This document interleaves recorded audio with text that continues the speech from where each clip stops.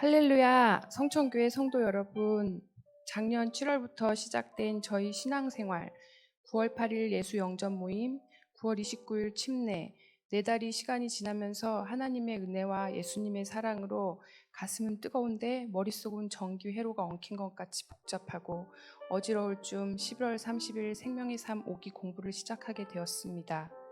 공부라는 단어에 벌써 부담으로 다가오긴 했지만 하루하루 횟수가 거듭될수록 막연하던 생각들이 정리가 되면서 마음의 눈이 떠지는 느낌이 들었습니다.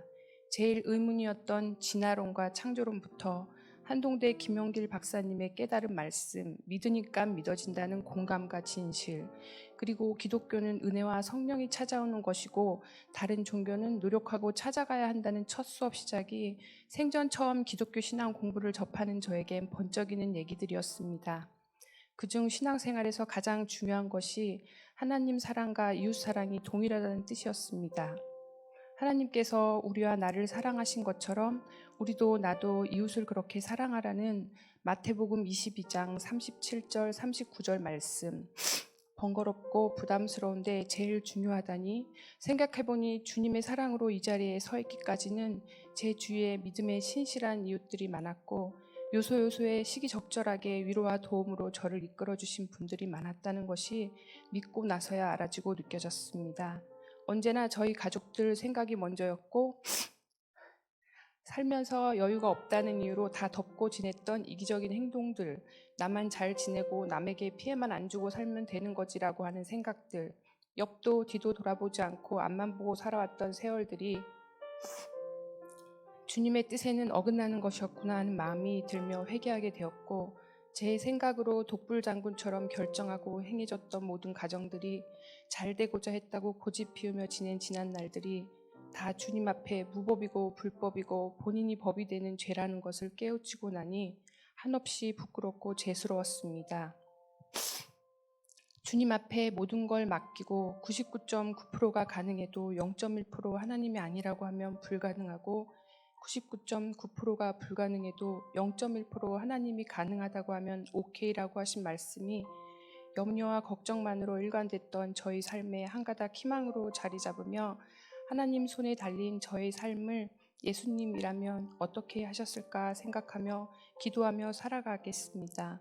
코로나로 인해서 교회에 나오지 않으며 온라인 예배를 드리면서도 주님과의 믿음의 끈을 놓치지 않고 도태되지 않은 것은 생명의 삶 공부를 통해 알게 된 하나님과 예수님과 나와의 관계, 그리고 예수님의 삶에 대해 알게 되면서 체계화되고 확립이 되어져 저희 신앙생활의 기본 틀로 바르게 자리 잡는 데 도움이 되었습니다. 삶 공부를 하며 배운 노래와 찬송이 있습니다. 딸아이와 부르며 외웠던 성경 목록가와 처음 예수 영접하고 목사님께서 부르실 때마다 울면서 부르셨다는 찬송가 주님여 이 손을 요즘 저도 모르게 중얼거리게 되더군요. 믿는 즉시 복종과 순종을 묻지도 따지지도 않고 행하시며 예수님의 거룩한 삶을 따르려고 노력하시는 목사님이 인도하시는 성천교회로 오게 해주신 주님께 감사드리고 앞으로 저는 주님이 저에게 부어주시는 사랑을 짝사랑으로 내버려두지 않고 저와 주님과 서로 마주 바라보며 한 방향으로 걸어가는 사랑으로 키워가도록 노력할 것입니다. 하루도 주님 사랑 없이는 살아가지 못하는 저의 사랑을 주님께 고백합니다.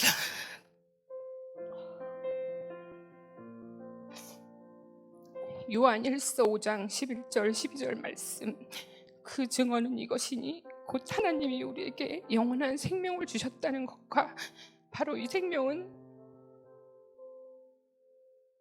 그 아들 안에 있다는 것입니다. 그 아들을 모시고 있는 사람은 생명을 가지고 있고 하나님의 아들을 모시고 있지 않은 사람은 생명을 가지고 있지 않습니다. 아멘. 삶 공부를 하기까지 잘 이끌어준 일본 목장 목은 한 분 한 분들과 목자이셨던 강명선 집사님, 공부하자고 독려해준 정지은 집사님 고맙고 감사합니다. 모두 사랑합니다. 목회하시느라 바쁘신 일정 속에서도 하루도 미루지도 빠지지도 않고 열정으로 예수님의 희생과 섬김의 사랑을 가르쳐주신 목사님, 곁에서 간식 챙겨주신 사모님께도 감사드리며 삶 공부를 하며 같이 울고 웃었던 집사님들과 강연 학생에게도 마음을 전하고 싶습니다. 무엇보다도 제일 감사한 일은 길어진 수업 시간과 늦은 시간까지 오지 않는 저를 이해해 주시고 지켜봐 준 남편과 투정 부리지도 않고 열심히 하라고 격려해 준 막내딸 시원이에게도 고맙고 사랑한다는 마음을 전합니다. 나는 포도나무여 너희는 가지이다. 너희는 나를 떠나서는 아무것도 할 수 없다라고 하신 주님 말씀, 예수님 나무의 가지로 딱 달라붙어서 열매 맺는 가지가 될 수 있도록 주님 인도하시고 이끌어 주세요. 사랑합니다, 주님.